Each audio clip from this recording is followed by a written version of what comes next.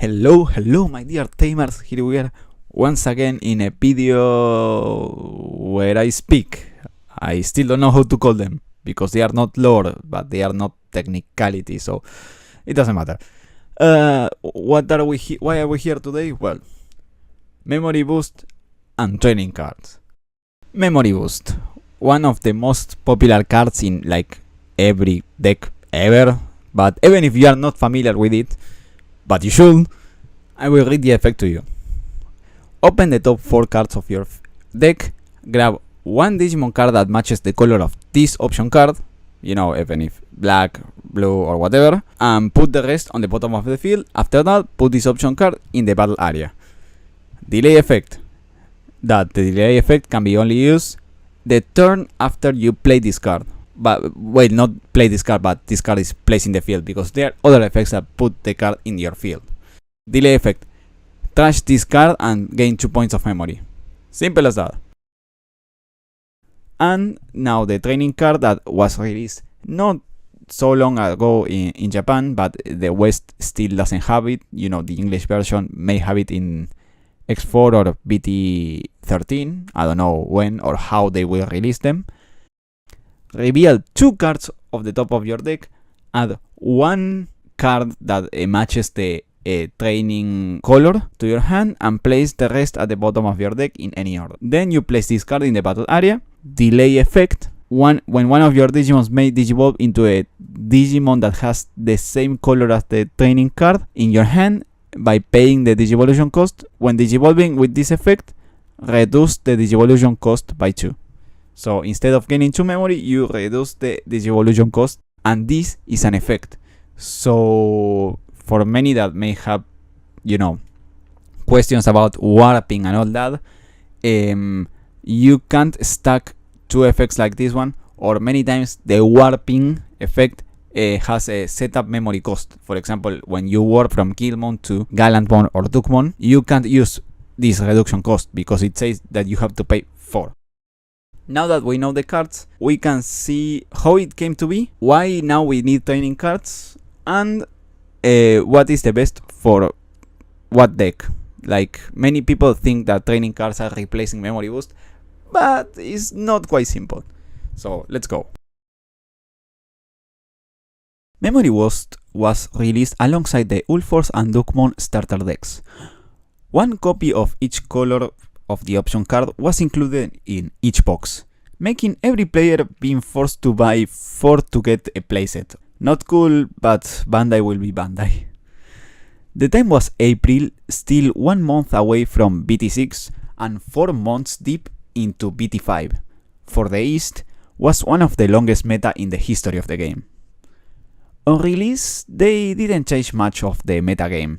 Players may include 2 or 3 copies in some decks just to boost up the consistency. I don't know if Bandai could foresee how important these cards would become, or they just didn't want to design a bunch of level 3 searchers for every archetype. So they just made a card and call it a day. But the design was quite good to boost the gameplay. Instead of just spamming Digimons to search for other cards, Digimons that would probably be deleted by an opponent's effect, we actually got the chance to save the resources used in that search to make a comeback in future turns. A strategy that encouraged holding your Digimon in the racing area to later do a full combo after searching for all your missing pieces. This mechanic of searching and holding your resources for future turns was so successful that many cards like this were designed the same way. With the time, the game evolved and many decks became faster and precise. Turns where you could give more than 3 or 4 memory to your opponent were pretty rare, or straight up death sentences. Because of color limitations, archetypes, or just a lack of space on the list, decks give up on using tamers to set up the memory, not to mention that many tamers of the same kind do not stack or not improve your memory gain. This is why players started to use memory boost instead, with the objective of give themselves a better chance at getting these explosive turns where they spend all the memory at once. Even if your opponent leaves you at 1 memory, you can still be at 3, spending 1 memory boost as minimum, because if your opponent gives you 2 or 3, it can become 4 and so on and so on. It is true that this can be countered by level 3 memory chokers, but the game has gotten so complex and the effects are so strong that many of these cards don't find its place on the list, or they just die to the opponent's Digimon effects, making them not worth to use. If we want examples of this, we just have to remember or check the BT9 OTK decks. They usually had 3 or 4 memory boosts, and all could take care of those pesky level 3s one way or another. And this leads us to the current situation, where people see more use of the memory boost for the delay effects rather than the search itself. The problem? The effect and cost. For a deck that is getting behind on tempo compared to their opponents, usually having to use 3 cost cards at a critical moment could make them pass the turn and lose. They didn't have other way, they needed the memory for the next turn to do a combo. Since many use memory boost for the delay effect, not to search, they find themselves hesitant. They may send important cards to the bottom of the deck. Let's not forget that memory boost only lets you pick Digimon cards. Option cards, tamer cards, or even several Digimons that you knew may come on the next draws could end up at the bottom when you need them the most. And yes, any experienced player can tell you this is true. You can feel the probability. If you already took 20 cards of your deck and not a single copy of the card you have placed came out yet, means it's super close to come or in your security. The final problem. The memory boost and the resources for an explosive turn were not for all decks. Many decks can't use memory boost because of color limitations, for example, Hunters, Lynx Dragons, Forklight Dragons, Mastemon, Examon, or even Control decks.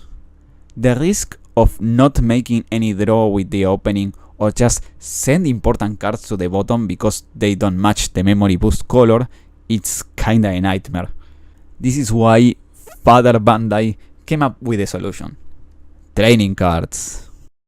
In a nutshell, it works the same as memory boost in terms of delay effect. You won't be limited by the same level 3 memory choker, but instead of the level 3 cost reducer choker. And in second place, it will work only for Digimons. It won't help you with the cost of option cards and tamers. This shows us for what kind of deck this was designed for. Decks full of Digimon cards and focus on evolution. This may sound kinda obvious, but people still have doubts, so let's go the reasons one by one. Training cards are literally the worst searcher in the game. You can only draw by opening 2, and it's just with the objective of replacing the training card itself. As a searcher, it's just bad. We can't rely on it. We can only use it for the cost reduction. In a deck full of Digimons, where you are constantly evolving, drawing, and probably have a lot of searcher Digimons, this card helps us perfectly. Consistency isn't our problem, but instead making big Digimons fast. Even if it's one cost in contrast to memory boost, that could mean staying in your turn or not many times. Decks with many Digimons and very few tamers or option cards can risk to send those to the bottom, just because they wanted the delay effect of memory boost. That way, training cards help us get the benefit of the delay effect, but also draw our few support cards. Imagine only having 3 or 4 tamers in your deck and send a couple to the bottom because you used memory boost. Looking from another point of view, if we have decks that have very few Digimons and a lot of tamers and option cards, using memory boost is our best option, because opening 4 as a searcher is huge and allows that extra memory versatility to play the several tamer or option cards that we may have. It sounds counterintuitive at first, since we have very few cards that allows you to draw something that isn't a Digimon. Many may think that training cards are for control decks, and not so sure about that. It looks like the opposite. at least in paper. In conclusion, Memory Boost is for searching the few Digimon cards you have, and Training is for the cost reduction of evolutions. That way, you know in what kind of deck you want to put them. Things aren't that simple. How did decks evolve with getting these training cards? Well, it changed a little. Now many decks are running a mix of both cards, maybe 3 and 2 or 2 and 3, sometimes 2 and 2.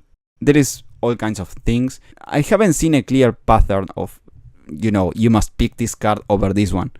So in paper I have this, but in the practice people mix the cards. One doesn't replace the other really.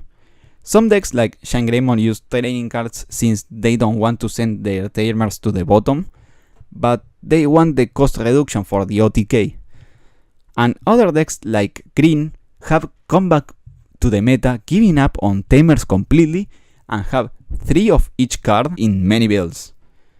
Tamers are gradually getting obsolete thanks to this. But that's a discussion for another time. For now, I think I have explained the point of these 2 cards and when to use them, in theory. Is it good? Is it bad? They are different. One, as I said, one does not replace the other. But it's up to you. See what fits in your deck. As always, thank you for watching. Give a like and subscribe if you haven't. And I will see you in the next video. Bye bye.